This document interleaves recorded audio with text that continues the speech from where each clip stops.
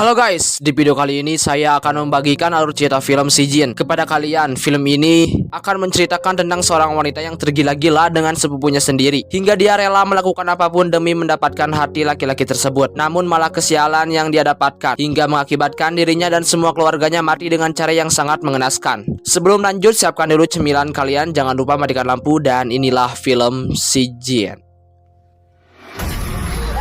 Film dimulai dengan bacaan ayat suci Al-Quran, yang artinya sekali-kali jangan curang, karena sungguhnya kitab orang yang durhaka tersimpan dalam Si Jin. Lalu kita diperkenalkan dengan dua orang kakak beradik, mereka adalah Irma dan Wulan. Irma membawa adiknya itu ke rumah seorang dukun. Wulan mengatakan kalau itu hanyalah tempat sesat. Kenapa Irma membawa dia ke tempat seperti itu?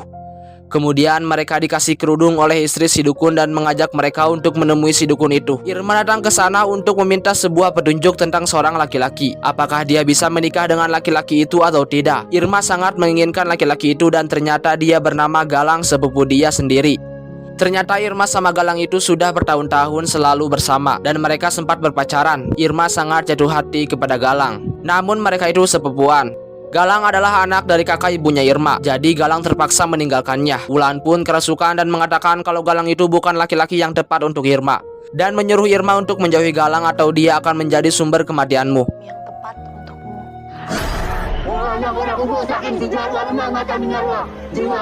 12 tahun kemudian, di sini Irma, Wulan, dan ibunya akan datang ke rumahnya Galang untuk menghadiri acara ulang tahun anaknya Galang yang bernama Sofia. Di sini Galang sudah menikah dengan perempuan yang bernama Nisa, ibunya Galang yang menjodohkan mereka. Galang juga sangat mencintai Irma, namun karena dia ingin berbakti kepada ibunya, jadi dia terpaksa menikahi Nisa. Ibunya Galang terbaring sedang sakit dan penyakitnya itu tidak bisa disembuhkan secara medis.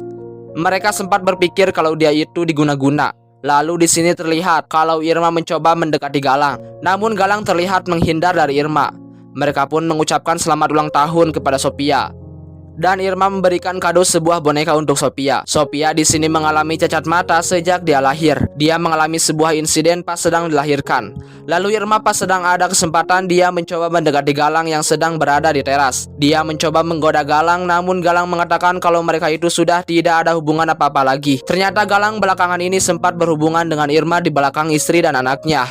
Irma kini tengah mengandung anaknya Galang, dan Irma meminta pertanggungjawaban dari Galang karena dia sudah menghamilinya. Kemudian di rumah, Wulan mengatakan kalau Nisa juga pasti sudah tahu akan hubungan Irma dan Galang. Wulan mengatakan kalau Irma itu seperti anak kecil yang baru mengenal cinta. Padahal Galang itu sudah mempunyai keluarganya sendiri, tapi kenapa Irma terus-terusan mengejar Galang? Lalu setelah itu Irma pun mendatangi Galang ke tempat kerjanya. Dia khawatir kalau Galang tidak mau bertanggung jawab karena sudah menghamilinya. Irma mencoba untuk berteriak kalau dia itu sudah dihamili oleh Galang, namun Galang mendorongnya hingga Irma mengalami pendarahan. Galang yang melihat itu, dia pun langsung membawa Irma ke rumah sakit, dan besoknya ternyata Irma itu mengalami keguguran. Irma pun menyalahkan Galang atas hilangnya anak mereka. Namun Galang di sini tidak mengatakan apapun. Dia hanya memberikan uang kepada Irma untuk membayar biaya rumah sakit. Irma di sini sangat kecewa kepada Galang. Padahal dulu Galang pernah berjanji kalau dia tidak akan meninggalkan Irma apapun yang terjadi. Irma mengira kalau Galang itu hanya mau enaknya doang dan selalu mempermainkan hatinya Irma.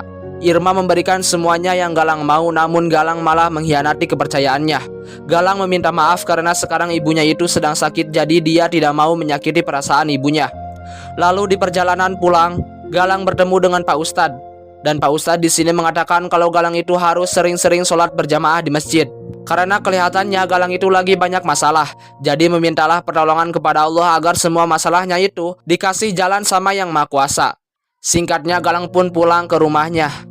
Dan pada saat Galang tidur, dia bermimpi buruk tentang Sophia. Lalu dia pun menghampiri Sophia yang sedang tertidur. Di sini Galang mengingat di mana saat Nisa akan melahirkan Sophia. Ternyata pada usia kandungan 6,5 bulan, Nisa merasakan kesakitan dan dia merasa kalau dia akan melahirkan. Namun Galang menganggap kalau itu hanyalah sakit biasa. Dan setelah beberapa jam, ternyata benar saja Nisa melahirkan. Namun sayangnya dia telat datang ke rumah sakit, hingga bayi itu mengalami kebutaan permanen karena terjepit oleh ventilasi udaranya Irma. Dan yang membuat Sophia buta itu secara tidak langsung adalah Galang. Dan dia juga kini sudah menyebabkan Irma keguguran. Singkat cerita di sini Irma memutuskan untuk datang ke dukun itu lagi. Dia sangat putus asa karena sudah kehilangan calon anaknya dan dia sekarang sangat ingin menjadi perempuan satu-satunya di hidupnya Galang. Irma di sini memberikan semua perhiasannya sebagai bayaran atas permintaannya itu. Dia ingin Nisa menghilang dari hidupnya Galang dan si dukun itu akan bekerja sama dengan jin Anjar yang sangat membenci umat muslim dan jin itu akan perlahan-lahan membunuh Nisa selama 5 bulan dan semua kerabat darahnya itu akan musnah. Sophia juga yang merupakan anaknya Nisa akan ikut mati. Irma mengatakan kalau dia tidak ingin Sophia mati. Lalu si dukun itu menjawab apakah mereka semua peduli atas matinya anak kamu. Mendengar itu Irma pun menyetujuinya. Agar semuanya berjalan lancar, si dukun membutuhkan rambut atau kukunya Nisa. Dan kalau lebih ampuh lagi, Irma harus membawa darahnya Nisa. Lalu kemudian si dukun itu pun menyembelih seekor kerbau dan ngambil kepala, usus dan darah dari kerbau itu. Lalu dia juga menggali sebuah kuburan baru untuk diambil tulang kering dari mayat tersebut. Sementara itu Irma datang ke rumahnya Galang dan dia bertemu dengan Nisa. Di sini Irma beralasan kalau dia ingin bermain dengan Sophia, padahal dia ingin mengambil rambut dan darahnya Nisa. Setelah berbincang-bincang, Irma pun masuk ke kamar mandi. Dia mengambil rambut yang ada di sebuah sisir dan juga menemukan sebuah pembalut bekas di sana. Lalu setelah itu Irma pun berpamitan dengan Nisa dan Sophia. Dan di sini Irma menangis karena dia tahu kalau dalam waktu 5 malam Sophia akan mati. Irma sangat sayang kepada Sophia. Namun karena dia ingin membunuh Nisa, jadi mau tidak mau dia harus juga membunuh Sophia. Kemudian setelah itu Irma pun memberikan foto, rambut, darah kepada si dukun itu. Dan si dukun itu pun langsung memulai tahapan-tahapan dari perbuatan laknat tersebut. Si dukun membalut foto Nisa dengan usus kerbau di tulang kering sebuah mayat, disusul dengan bacaan mantra yang berbahasa Jawa. Si dukun itu pun bersekutu dengan berbagai jin demi memenuhi permintaan dari Irma. Dalam 5 malam Nisa dan Sophia akan mati secara mengenaskan. Dan pada saat itu Irma akan mendapatkan Galang sepenuhnya. Akan lebih aman.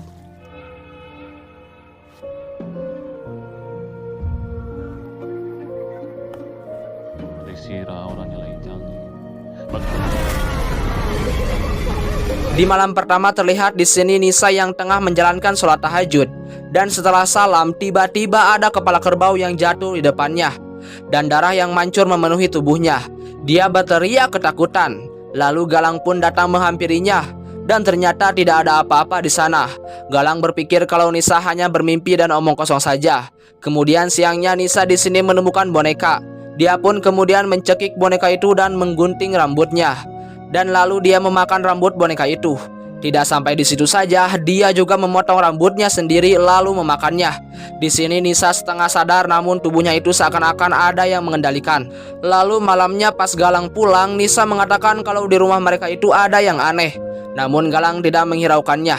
Di tempat lain Irma berantem dengan Wulan karena Wulan sudah tahu kalau Irma pergi ke dukun itu lagi. Wulan mengatakan kalau Irma itu tidak berperasaan. Irma tergila-gila karena dia tidak memikirkan apa-apa selain cintanya kepada Galang. Tanpa Wulan tahu kalau sebenarnya Irma itu sudah keguguran. Irma pun mengusir Wulan dari sana. Tengah malamnya Irma diganggu oleh sesuatu dan tiba-tiba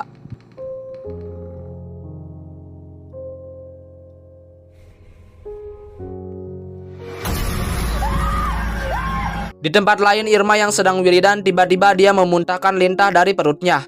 Dan dia mengumpulkan semua lintah yang dia keluarkan itu. Lalu kemudian pada saat Irma membersihkan muka si ibu, dia tiba-tiba membekam si ibu dan berniat untuk membunuhnya. Namun untungnya dia keburu sadar dan menangis pada saat itu juga. Dia terus-terusan meminta maaf kepada si ibu. Dia tidak ada niat untuk membunuh si ibu. Namun entah kenapa dia melakukan itu. Seakan-akan dia sangat ingin membunuh si ibu. Lalu pas Irma pergi ke kamar mandi, si ibu tiba-tiba bisa berjalan dan si ibu berjalan ke arah dapur. Dan dia mengambil sop yang sedang Irma masak. Lalu kemudian dia pun menumpahkan sop itu ke kepalanya sendiri. Dan itu membuat si ibu meninggal pada saat itu juga.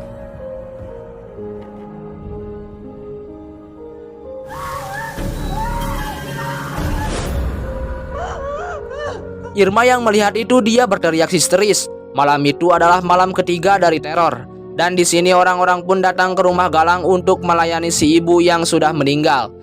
Nisa di sini terlihat sangat sedih dan Galang juga merasa sangat terpukul ibunya yang sangat dia cintai harus meninggal dengan cara yang sangat mengenaskan. Ibu-ibu di sana mengira kalau penyebab si ibu meninggal itu karena disantet dan ilmu hitam. Mereka pun setelah itu menyelati si ibu dan tiba-tiba Gak berani.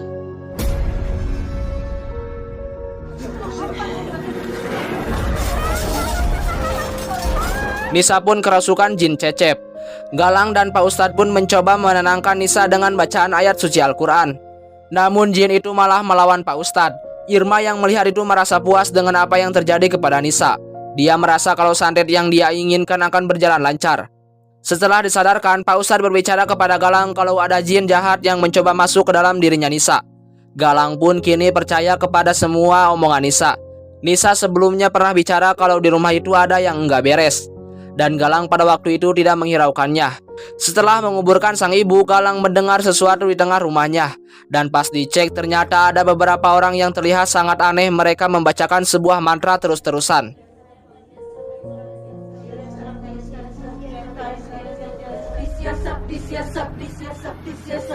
Bohong. Kamu pikir saya tidak tahu apa yang kamu lakukan sama Irma? Galang pun tersadar setelah Sophia membangunkannya. Galang kini sadar kalau keadaan keluarganya itu sedang tidak baik-baik saja. Dia pun meminta maaf kepada Nisa karena Galang tidak percaya Nisa pada saat itu. Dan Galang akan mencari solusi serta meminta bantuan Pak Ustadz untuk mengusir jin tersebut. Namun Pak Ustadz mengatakan kalau jin itu sangat kuat. Dia akan terus-terusan meneror mereka dan membinasakan semua orang yang dibenci oleh si jin tersebut. Pak Ustadz menyuruh Galang untuk tetap istiqomah dan meminta pertolongan serta perlindungan dari Allah. Karena Allah pasti akan membantu hambanya yang sedang mengalami kesulitan. Setelah itu Pak Ustadz memberikan air amalan kepada Galang untuk membantu Nisa. Lalu setelah itu Galang pun pulang ke rumahnya.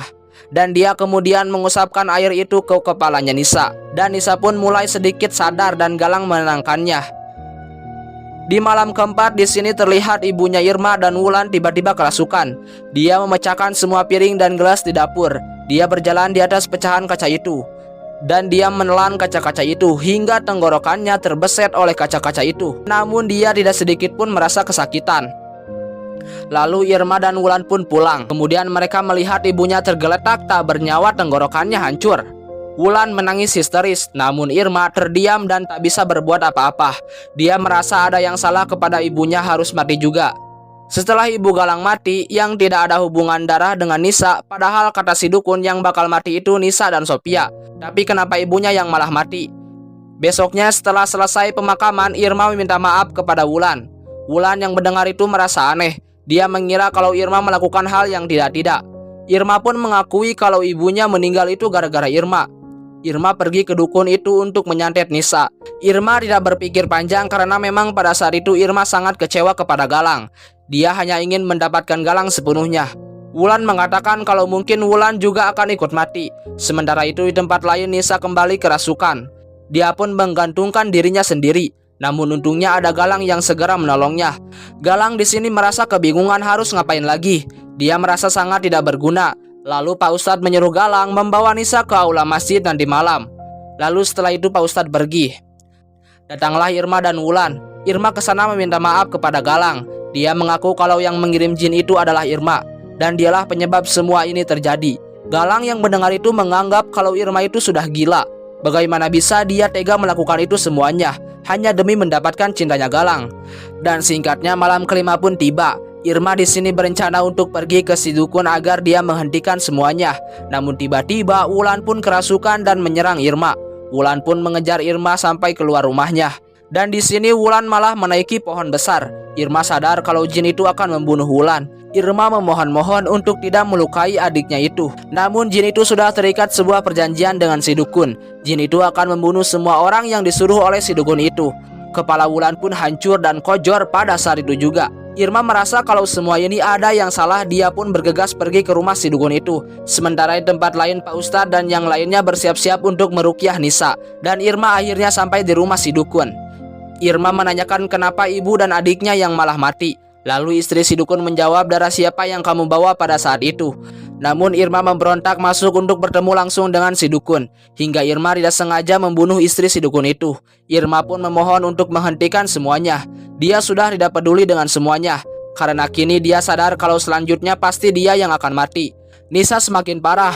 Pak Ustadz membacakan semua bacaan yang biasa mempan kepada berbagai jin. Namun Nisa malah semakin brutal dan mengamuk hingga membuat keadaan semakin tidak terkendali. Sementara itu Irma tubuhnya bergerak sendiri dan Irma memukul kepalanya sendiri hingga berlumuran darah. Kemudian tulang-tulangnya dipatahkan seperti orang yang sedang dibelenggu, hingga Irma akhirnya mati dengan sangat mengenaskan. Sementara itu Pak Ustadz berhasil menenangkan Nisa. Lalu tiba-tiba datang Sophia dan terkuaklah fakta. Jin itu ternyata selama ini merasuki tubuhnya Sophia. Sophia lah yang mengendalikan semuanya. Ternyata darah yang dibawa oleh Irma itu adalah darahnya Sophia. Irma belum tahu kalau Sophia sudah datang bulan. Dia mengira kalau darah yang ada di pembalut itu adalah darahnya Nisa. Dan oleh sebab itulah ibunya Galang, ibunya Irma, Wulan, dan Irma mati karena mereka semua mempunyai hubungan darah dengan Sophia. Jin itu akan menghabisi semuanya, dan di sini Sophia juga akan membunuh ayahnya sendiri. Namun Pak Ustadz berhasil menyelamatkannya dan mengusir jin yang ada di dalam tubuhnya Sophia. Dan film pun. Oke guys, jangan lupa subscribe,